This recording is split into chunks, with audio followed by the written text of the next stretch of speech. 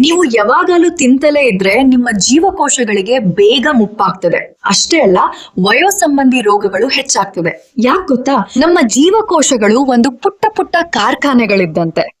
ನಾವ್ ಯಾವಾಗಲೂ ತಿಂತಿದ್ರೆ ಕಾರ್ಖಾನೆಯಲ್ಲಿ ನಿರಂತರ ಪ್ರೊಡಕ್ಷನ್ ನಡೀತಾನೆ ಇರುತ್ತೆ. ಆಗ ಅಲ್ಲಿರೋ ಮೆಷಿನ್ಗಳ ಸರ್ವಿಸ್ ಮಾಡೋದಕ್ಕೆ ಟೈಮೇ ಆಗೋದಿಲ್ಲ. ಇದರಿಂದ ಕಾರ್ಖಾನೆಯಲ್ಲಿ ಕಸದ ರಾಶಿ ಬೀಳತ್ತೆ. ಈ ಕಸದ ರಾಶಿ ಹಲವಾರು ರೋಗಗಳಿಗೆ ಕಾರಣವಾಗ್ತದೆ. ಅದ್ ಹೇಗ್ ನೋಡೋಣ ಬನ್ನಿ. ನಮ್ಮ ಒಂದೊಂದು ಜೀವಕೋಶವನ್ನ ಒಂದು ದೊಡ್ಡ ಫ್ಯಾಕ್ಟರಿ ಅಂತ ಅನ್ಕೊಳ್ಳಿ. ಈ ಫ್ಯಾಕ್ಟರಿನ ನಡೆಸೋಕೆ ಇಬ್ರು ಮ್ಯಾನೇಜರ್ಗಳಿದ್ದಾರೆ. ಇಬ್ಬರದು ತದ್ವಿರುದ್ಧ ಕೆಲಸ. ಆದ್ರೆ ಈ ಇಬ್ರು ಮ್ಯಾನೇಜರ್ಗಳ ನಡುವಿನ ಬ್ಯಾಲೆನ್ಸ್ ಇದೆಯಲ್ಲ, ಅದೇ ನಮ್ಮ ಆರೋಗ್ಯಕರ ದೀರ್ಘ ಜೀವನದ ಅಸಲಿ ಸೀಕ್ರೆಟ್. ಸರಿ, ಹಾಗಿದ್ರೆ ಬನ್ನಿ ನಮ್ಮ ಕಥೆಯ ಆ ಇಬ್ಬರು ಹೀರೋಗಳನ್ನ ಅಂದ್ರೆ ಮ್ಯಾನೇಜರ್ಗಳನ್ನ ಪರಿಚಯ ಮಾಡ್ಕೊಂಡ್ಬಿಡೋಣ. ಮೊದಲನೇದು AMPK. ಈತನನ್ನ ನಾವು ದುರಸ್ತಿಯ ರಕ್ಷಕ ಅಂತ ಕರಿಬಹುದು. ಇನ್ನೊಬ್ಬ MTOR. ಈತ ಬೆಳವಣಿಗೆಯ ಫೋರ್ಮ್ಯಾನ್. ಒಬ್ರು ಕ್ಲೀನಿಂಗ್, ಮೇಂಟೆನೆನ್ಸ್ ಕಡೆ ಗಮನ ಕೊಟ್ರೆ ಇನ್ನೊಬ್ರು ಬರೀ ಬಿಲ್ಡಿಂಗ್ ಎಕ್ಸ್ಪ್ಯಾನ್ಷನ್ ಅಂತಾರೆ. ಇಬ್ರು ಬೇಕು, ಆದ್ರೆ ಇಬ್ರ ಕೆಲ್ಸನೂ ಕಂಪ್ಲೀಟ್ ಆಪೋಸಿಟ್. ಸರಿ, ಮೊದಲು AMPK ಬಗ್ಗೆನೇ ಮಾತಾಡೋಣ. ಇದನ್ನ ನಮ್ಮ ಸೆಲ್ನ ಎನರ್ಜಿ ಗಾರ್ಡಿಯನ್ ಅಂತಾನೂ ಹೇಳ್ತಾರೆ. ಯಾಕೆ ಗೊತ್ತಾ? ಯಾವಾಗ ನಮ್ಮ ದೇಹದ ಫ್ಯಾಕ್ಟ್ರಿಯಲ್ಲಿ ಎನರ್ಜಿ ಲೆವೆಲ್ ಅಂದ್ರೆ ಪೆಟ್ರೋಲ್ ಕಮ್ಮಿ ಆಗುತ್ತೋ ಆಗ ಈ AMPK ಎಚ್ಚೆತ್ತುಕೊಳ್ಳುತ್ತೆ. ಪೆಟ್ರೋಲ್ ಖಾಲಿ ಆಗ್ತಿದೆ, ಅನಾವಶ್ಯಕ ಖರ್ಚು ನಿಲ್ಸಿ ಮೊದಲು ರಿಪೇರಿ ಕೆಲಸ ಶುರು ಮಾಡಿ ಅಂತ ಆರ್ಡರ್ ಕೊಡೋ ಒಬ್ಬ ಸ್ಟ್ರಿಕ್ಟ್ ಮೇಲ್ವಿಚಾರಕನಿದ್ದ ಹಾಗೆ. ಸರಿ, ನಮ್ಮಲ್ಲಿ ಎನರ್ಜಿ ಡೌನ್ ಆದಾಗ AMPK ಏನೆಲ್ಲ ಕೆಲಸ ಮಾಡುತ್ತೆ ಅದರ ಟು ಡೂ ಲಿಸ್ಟ್ ನೋಡೋಣ ಬನ್ನಿ. ಫಸ್ಟ್, ಅದು ನಮ್ಮ ದೇಹದ ಬ್ಯಾಟ್ರಿ ರೀಚಾರ್ಜ್ ಮಾಡೋಕ್ಕೆ ಸ್ಟೋರ್ ಆಗಿರೋ ಕೊಬ್ಬು ಮತ್ತು ಸಕ್ಕರೆಯನ್ನ ಸುಡೋಕೆ ಶುರು ಮಾಡುತ್ತೆ. ಸೆಕೆಂಡ್, ಎನರ್ಜಿ ಉಳಿಸೋಕೆ ಹೊಸ ಪ್ರೋಟೀನ್ ಮಾಡೋ ಥರದ ಸದ್ಯಕ್ಕೆ ಬೇಡವಾದ ಪ್ರಾಜೆಕ್ಟ್ಗಳನ್ನು ನಿಲ್ಲಿಸ್ಬಿಡುತ್ತೆ. ಎಲ್ಲಕ್ಕಿಂತ ಮುಖ್ಯವಾಗಿ ಅದು ನಮ್ಮ ಕೋಶಗಳನ್ನ ಕ್ಲೀನ್ ಮಾಡೋ ಕೆಲಸ ಅಂದ್ರೆ ಕಸ ಗುಡಿಸೋ ಕೆಲಸ ಶುರು ಮಾಡುತ್ತೆ. MTOR ಕಡೆ ಬರೋದಾದ್ರೆ, ನಮ್ಮಲ್ಲಿ ಪೋಷಕಾಂಶಗಳು ಫುಲ್ ಆಗಿದ್ದಾಗ ಇದು ಹೊಸ ಪ್ರೋಟೀನ್ಗಳನ್ನ ನಿರ್ಮಿಸಿ ಕೋಶಗಳು ಬೆಳೆಯೋಕ್ಕೆ ಸಹಾಯ ಮಾಡುತ್ತೆ. ನಾವು ಜಿಮ್ ಮಾಡಿ ಮಸಲ್ಸ್ ಬೆಳೆಸೋಕೆ ಇದೇ ಕಾರಣ. ಆದ್ರೆ ಇಲ್ಲಿ ಒಂದು ದೊಡ್ಡ ಟ್ವಿಸ್ಟ್ ಇದೆ. MTOR ಆನ್ ಆಗಿದ್ದಾಗ ಅದು ಆಟೋಫ್ಯಾಜಿ ಅಂದ್ರೆ ಕ್ಲೀನಿಂಗ್ ಕೆಲಸವನ್ನ ಪೂರ್ತಿಯಾಗಿ ನಿಲ್ಲಿಸ್ಬಿಡುತ್ತೆ.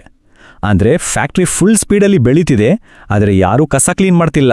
ಸೊ ಇಲ್ಲಿ ಅರ್ಥ ಮಾಡ್ಕೋಬೇಕಾದ ವಿಷಯ ಏನಂದ್ರೆ AMPK ಮತ್ತೆ MTOR ಮಧ್ಯೆ ಯಾವಾಗ್ಲೂ ಒಂದು ಹಗ್ಗ ಜಗ್ಗಾಟ ನಡೀತಾನೆ ಇರುತ್ತೆ. ಒಂದು ಆನ್ ಇದ್ರೆ ಇನ್ನೊಂದು ಆಫ್ ಇರಲೇಬೇಕು. ಎರಡು ಒಂದೇ ಸಾರಿ ಕೆಲಸ ಮಾಡೋಕೆ ಸಾಧ್ಯನೇ ಇಲ್ಲ. ಉದಾಹರಣೆಗೆ, ನಾವು ಉಪವಾಸ ಮಾಡಿದಾಗ ಅಥವಾ ರನ್ನಿಂಗ್, ಸೈಕ್ಲಿಂಗ್ ತರಹದ ವ್ಯಾಯಾಮ ಮಾಡಿದಾಗ ನಮ್ಮ ದೇಹದಲ್ಲಿ AMPK ಸ್ವಿಚ್ ಆನ್ ಆಗುತ್ತೆ.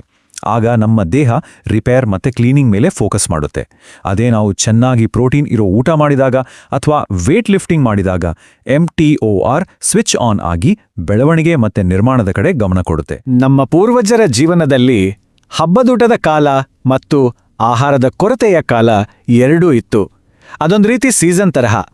ಆದರೆ ನಾವಿವತ್ತು ಶಾಶ್ವತ ಬೇಸಿಗೆಯಲ್ಲಿ ಬದುಕ್ತಿದ್ದೀವಿ. ಯಾವಾಗ ಬೇಕಾದ್ರೂ ಎಲ್ಲಿ ಬೇಕಾದ್ರೂ ಹೈ ಕ್ಯಾಲೋರಿ ಫುಡ್ ಸಿಗುತ್ತೆ. ಇದರಿಂದ ನಮ್ಮ ದೇಹದಲ್ಲಿ MTOR ಸ್ವಿಚ್ ಸದಾಕಾಲ ಆನ್ ಆಗಿಯೇ ಉಳಿದುಬಿಟ್ಟಿದೆ. MTOR ಯಾವಾಗ್ಲೂ ಆನ್ ಆಗಿದ್ರೆ ಆಗೋ ಮೊದಲ ತೊಂದರೆ ನಮ್ಮ ದೇಹದ ಕ್ಲೀನಿಂಗ್ ಸಿಸ್ಟಮ್ ಫೇಲ್ ಆಗೋದು. ಅಂದ್ರೆ ಕ್ಲೀನಿಂಗ್ ಟೀಮ್ ಯಾವಾಗ್ಲೂ ರಜೆಯಲ್ಲೇ ಇದ್ದ ಹಾಗೆ. ಹಾಗಾಗಿ ನಮ್ಮ ಜೀವಕೋಶಗಳಲ್ಲಿ ಡ್ಯಾಮೇಜ್ ಆದ ಪ್ರೋಟೀನ್ಗಳ ಕಸ ತುಂಬಿ ಹೋಗುತ್ತೆ. ಈ ವಿಷಕಾರಿ ಕಸ, ಅದರಲ್ಲೂ ಮುಖ್ಯವಾಗಿ ನಮ್ಮ ಮೆದುಳಿನ ಆರೋಗ್ಯಕ್ಕೆ ತುಂಬಾ ಅಪಾಯಕಾರಿ. ಹಲವು ನರಕ್ಷಯ ರೋಗಗಳಿಗೆ ಇದೇ ಮೂಲ ಕಾರಣ ಆಗಬಹುದು. ಎರಡನೇ ಸಮಸ್ಯೆ ಏನಪ್ಪಾ ಅಂದ್ರೆ, ಜೀವಕೋಶಗಳು ಬೇಗನೆ ಮುದುಕಾಗಿ ಬಿಡ್ತವೆ.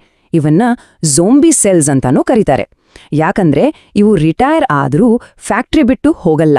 ಅಲ್ಲೇ ಕೂತು ಪಕ್ಕದ ಆರೋಗ್ಯಕರ ಸೆಲ್ಗಳಿಗೆಲ್ಲ ತೊಂದರೆ ಕೊಡುವ ಕೆಟ್ಟ ಸಿಗ್ನಲ್ಗಳನ್ನ ಕಳಿಸ್ತಲೇ ಇರ್ತವೆ.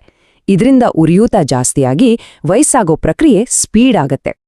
ಇನ್ನು ಮೂರನೇ ಪರಿಣಾಮ ನೇರವಾಗಿ ನಮ್ಮ ದೇಹದ ಪವರ್ ಪ್ಲಾಂಟ್ಗಳ ಮೇಲೆ, ಅಂದ್ರೆ ಮೈಟೊಕಾಂಡ್ರಿಯಾಗಳ ಮೇಲೆ. ರಿಪೇರಿನೇ ಇಲ್ಲ ಅಂದಮೇಲೆ ಈ ಪವರ್ ಪ್ಲಾಂಟ್ಗಳು ಹಳೆಯದಾಗಿ ಲೀಕ್ ಆಗೋಕೆ ಶುರುವಾಗುತ್ತವೆ. ಇದರಿಂದ ಏನಾಗುತ್ತೆ? ಎನರ್ಜಿ ಉತ್ಪಾದನೆ ಕಮ್ಮಿ ಆಗುತ್ತೆ, ಆದರೆ ವಿಷಕಾರಿ ಹೊಗೆ ಅಂದ್ರೆ ಫ್ರೀ ರ್ಯಾಡಿಕಲ್ಸ್ ಜಾಸ್ತಿ ಆಗುತ್ತೆ. ಇದು ಕೂಡ ವಯಸ್ಸಾಗುವಿಕೆಗೆ ನೇರ ಕಾರಣ.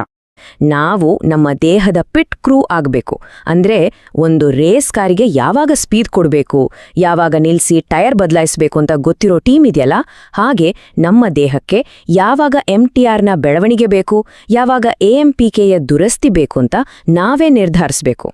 ಹಾಗಿದ್ರೆ ಆ ದುರಸ್ತಿ ಮ್ಯಾನೇಜರ್ AMPKಯನ್ನು ಆಕ್ಟಿವೇಟ್ ಮಾಡೋದು ಹೇಗೆ? ಕೆಲವು ಸಿಂಪಲ್ ಆಹಾರ ಪದ್ಧತಿಗಳನ್ನ ಪಾಲಿಸಿದ್ರೆ ಸಾಕು. ಮೊದಲನೇದಾಗಿ, ರಾತ್ರಿಯ ಊಟದ ನಂತರ ಬೆಳಗಿನ ತಿಂಡಿವರೆಗಿನ ಉಪವಾಸದ ಸಮಯವನ್ನು ಸ್ವಲ್ಪ ಜಾಸ್ತಿ ಮಾಡಿ, ಸುಮಾರು 14ರಿಂದ 16 ಗಂಟೆಗಳ ಕಾಲ. ಎರಡನೇದು, ಮಲಗೋಕೆ ಕನಿಷ್ಠ 3-4 ಗಂಟೆ ಮುಂಚೆ ಊಟ ಮುಗಿಸಿ. ರಾತ್ರಿಯ ಊಟದಲ್ಲಿ ಪ್ರೋಟೀನ್ ಆದಷ್ಟು ಕಮ್ಮಿ ಇರಲಿ. ತರಕಾರಿಗಳಂತಹ ನಾರಿನಾಂಶ ಇರೋ ಆಹಾರಕ್ಕೆ ಹೆಚ್ಚು ಒತ್ತು ಕೊಡಿ. ಇಷ್ಟು ಮಾಡಿದ್ರೆ ಸಾಕು, AMPK ತನ್ನ ಕೆಲಸ ಶುರು ಮಾಡ್ಕೊಳ್ಳುತ್ತೆ. ಇನ್ನು ವ್ಯಾಯಾಮದ ವಿಷಯಕ್ಕೆ ಬಂದ್ರೆ, ಇದು ಆ ಸೀಸಾದ ಎರಡೂ ಕಡೆ ಬ್ಯಾಲೆನ್ಸ್ ಮಾಡೋಕಿರುವ ಒಂದು ಸೂಪರ್ ಟೂಲ್. ಜಾಗಿಂಗ್, ಸೈಕ್ಲಿಂಗ್ ಅಥವಾ HIIT ನಂಥ ವ್ಯಾಯಾಮಗಳು AMPKಯನ್ನು ಬಡಿದೆಬ್ಬಿಸ್ತವೆ, ನಮ್ಮ ಪವರ್ ಪ್ಲಾಂಟ್ಗಳನ್ನ ಹೆಲ್ದಿಯಾಗಿಡ್ತವೆ. ಅದೇ ಜಿಮ್ನಲ್ಲಿ ಭಾರ ಎತ್ತುವ ವ್ಯಾಯಾಮ ಮಾಡಿದಾಗ ಅದು ನೇರವಾಗಿ MTORಗೆ ಸಿಗ್ನಲ್ ಕೊಟ್ಟು ಮಸಲ್ಸ್ ಬಿಲ್ಡ್ ಮಾಡೋಕೆ ಸಹಾಯ ಮಾಡತ್ತೆ. ಆದ್ರೆ ಇಲ್ಲೊಂದು ಪ್ರೋ ಟಿಪ್ ಇದೆ, ಗಮನ ಇಡಿ. ನೀವು ಕಾರ್ಡಿಯೋ ಮತ್ತೆ ವೇಟ್ ಟ್ರೈನಿಂಗ್ ಎರಡೂ ಒಂದೇ ದಿನ ಮಾಡಿದ್ರೆ, ಕಾರ್ಡಿಯೋದಿಂದ ಆಕ್ಟಿವೇಟ್ ಆದ AMPK ವೇಟ್ ಟ್ರೈನಿಂಗ್ನಿಂದ ಸಿಗೋ ಮಸಲ್ ಬಿಲ್ಡಿಂಗ್ ಸಿಗ್ನಲ್ ಇದೆಯಲ್ಲ, ಅದನ್ನ ಸ್ವಲ್ಪ ಡಲ್ ಮಾಡ್ಬಿಡಬಹುದು. ಅದಕ್ಕೆ ಗರಿಷ್ಠ ಲಾಭ ಪಡ್ಕೋಬೇಕು ಅಂದ್ರೆ ಈ ಎರಡು ರೀತಿಯ ವ್ಯಾಯಾಮಗಳನ್ನ ಬೇರೆ ಬೇರೆ ದಿನ ಅಥವಾ ದಿನದ ಬೇರೆ ಬೇರೆ ಸಮಯದಲ್ಲಿ ಮಾಡೋದು ತುಂಬಾನೇ ಒಳ್ಳೆಯದು.